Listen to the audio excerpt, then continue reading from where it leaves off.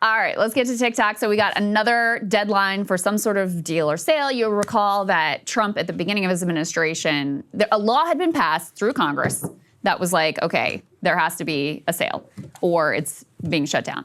And Trump basically came in and said, I'm just not going to enforce that law. And he gave himself a deadline up until this date. And that's coming now, I believe, this weekend. So we're getting down to crunch time here yet again of what is going to happen with regard to TikTok. So let's put this first element up on the screens from the Financial Times. They say the White House is close to approving the sale of TikTok's U.S. unit to investors. This is a group of investors, including Blackstone and Andreessen Horowitz, among the firms that would wrest control of the social media site from China's ByteDance.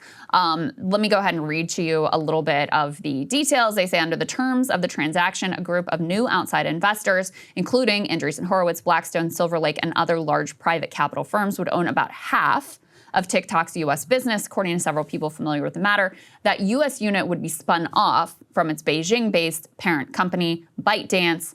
Large existing investors in TikTok, including General Atlantic, Susquehanna, KKR, and I don't know how you say this, Coatue?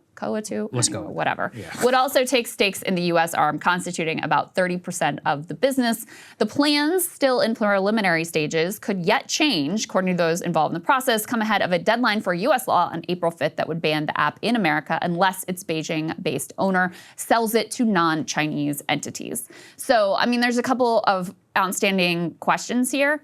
By the way, Bezos, I'll get to that in a minute, Bezos also putting in an offer wanting Amazon to, bid on ByteDance. From what I've seen, this group is the more likely victors in this attempted sale. But I mean, a few questions here are, number one, the Chinese entity has to agree. So there's a question there. No, not the Chinese entity. China has to agree. China has to agree. Right. And so the entity has no say. Big questions there. Yeah. China originally struck a very hard line about this. They have since apparently softened some of their rhetoric about what sort of deal they might be willing to accept. So question marks there. I can't imagine China's feeling real warm and fuzzy towards the U.S. right now, given the 57% tariffs that we just levied on China. Well, if somebody just put 54% or whatever tariff on you, and you have leverage over them over a platform where 100 million people use, what are you going to do? You're going to give them exactly what they want? Maybe, as long as it's a prelude to something different.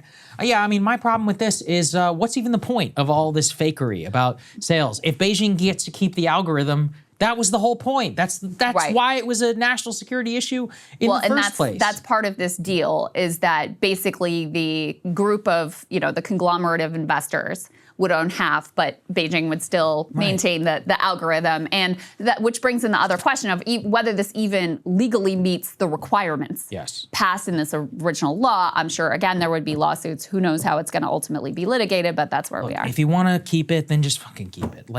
All this other fakery is nonsense. If Beijing controls the algorithm, then that's the whole reason why I would be against TikTok in the first place. If we're going to keep it, and ByteDance gets to maintain the proprietary algorithm and all of the data, and we have all this fakery with Oracle and U.S. investor groups and all that. What's even the point of the approved sale? Either sell it or don't, or ban it, okay? Again, I think we would all be better off if it was banned, but whatever. Apparently, the president has decided otherwise, and that is perhaps, as you said, legally, considering the fact that even a sale of half the company without the algorithm would not meet the requirements, I would be very curious to see how that shakes out in terms of its ability to actually have that sale go through. Because it's not just a regulatory, it has to pass legal scrutiny. That's right. And what, ByteDance, they're just going to give it up? No. Well, of course they're not. Yeah. Like I said, ByteDance is an arm of the Chinese government. You think they're just going to hand over with their crown jewel of pop culture to the United States of America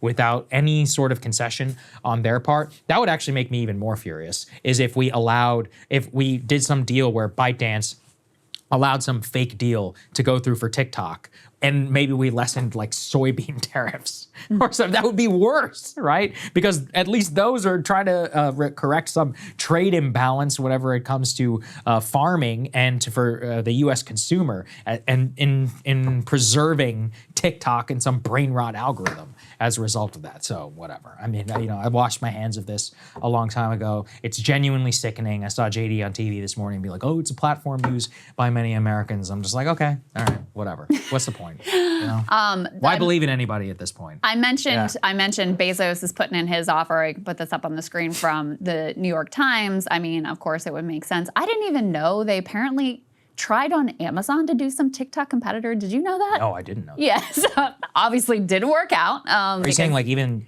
like they use AWS? Yeah, I think literally. Yeah, I think so. According to this article, I was like, I did not even know that was a thing that happened. But anyway, that didn't work out for them. So I mean, you can see why he would want to acquire TikTok and have even more, power in terms of the U.S. economy and get even more directly into. I mean, Jeff Bezos and Amazon, the amount of data that they have about all of us is completely astonishing, right? The things that they know about all of us is already very disturbing.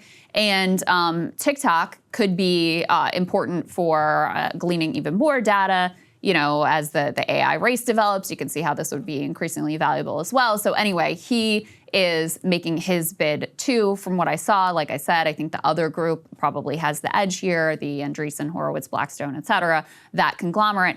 I am a little bit surprised that Elon isn't in the mix here because remember, that was what China had kind of floated, like, hey, maybe Elon would be someone we may could not have work the with. cash. I mean, that's one, but right? that may be true because there's also, as Tesla stock falls, and Elon just did, we didn't even talk about it on the show, but he had his AI company buy Twitter in this deal. I mean, in some ways it makes kind of logical sense because of course Grok is on Twitter and so you put the two together, et cetera. But in any case, in order to purchase Twitter, he used as collateral significant amounts of his Tesla stock. And so one of the things, and nobody knows exactly what the terms of the deal were, and then he renegotiated the deal, so that makes it even more opaque what exactly the deal was originally. But that's why Tesla stock dropping significantly also has reverberating impacts throughout all of Elon's empire, and most specifically with regard to this loan he took out in order to be able to acquire Twitter. So you may be absolutely correct that he just is not in a cash flush position to be able to make this kind of a gamble. But that was the direction that I was kind of expecting things ultimately to go in, and I'm glad that they're not because Elon's Twitter has been a nightmare.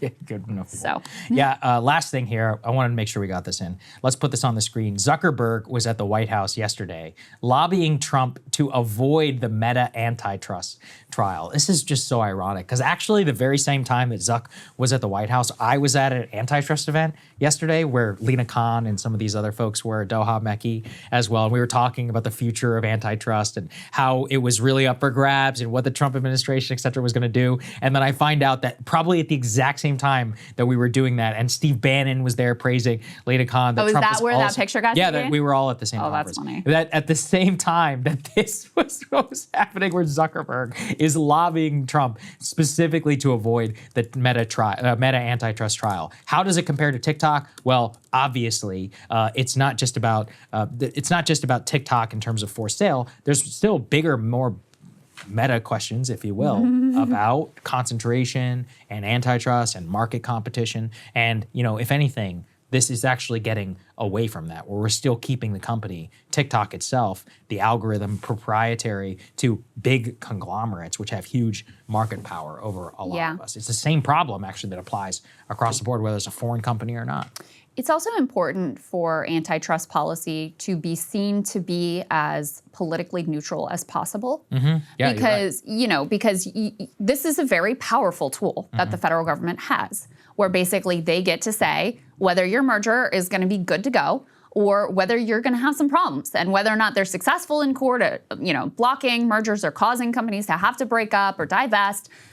Just going through that process is a major business risk, puts a lot of other things on hold, is very costly, et cetera. And so if you have a muscular antitrust division, but you're only training it on your political adversaries or people who haven't sufficiently bent the knee, like that's what Mark Zuckerberg has been all about for months now at this point, then it becomes a real, it becomes a real political weapon. And again, consistent with the overall theme of the way that Trump has consolidated power. So that has been my concern for a while, that's the way that the new antitrust division, which I am so supportive of, and I think is such an important corrective to the mass, aggregation of power among these giant monopolies, tech monopolies, but all kinds of monopolies across the board. So I'm super supportive of that, but it is really vital that it remain seen and in practice be as politically neutral as possible. And I think, I don't think that's the case whatsoever under this administration. And, that's why Zuckerberg is there. Again, on bended knee, pleading to the king, trying to get in his good graces so that he can get the business favors and outcomes that he ultimately wants for his company. Let's hope that he doesn't listen to him. We'll see. Hey, if you like that video, hit the like button or leave a comment below. It really helps get the show to more people. And if you'd like to get the full show ad-free and in your inbox every morning, you can sign up at breakingpoints.com. That's right. Get the full show, help support the future of independent media at breakingpoints.com.